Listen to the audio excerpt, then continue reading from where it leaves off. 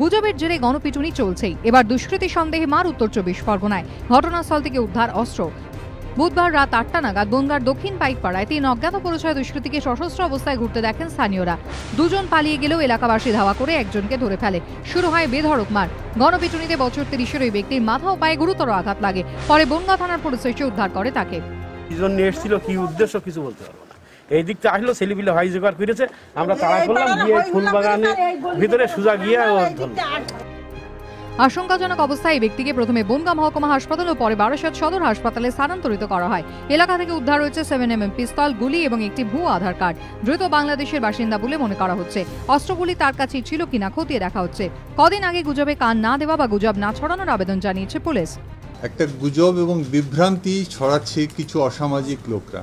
প্রথমে একটা জায়গায় ছিল, তারপরে 2-3টে জেলাতেও আমরা দেখতে পাচ্ছি এরকম একটা গুজব হচ্ছে। যারা এই ধরনের জিনিসে ইন্ধন দিচ্ছে তাদের উপরে আমরা নজর রাখছি এবং তাদের বিরুদ্ধে কড়া পদক্ষেপ আমরা নেব। গুজব রুখতে কড়া ব্যবস্থার হুঁশিয়ারি দিয়েছেন খোদ রাজ্য পুলিশের শীর্ষকর্তা। কিন্তু তারপরেও গুজবের জেরে গণপ্রহারের ঘটনা। নদিয়ার গয়েশপুর, হরিণঘাটা, রানাঘাট, হুগলির বলাগড়, বর্ধমানের কালনা থেকে শুরু করে উত্তর 24 পরগনার শ্যামনগর, পলতা, সর্বত্রই এখন গুজব জ্বরে আক্রান্ত। সেই তালিকায় এবার নতুন নাম বনগাঁ।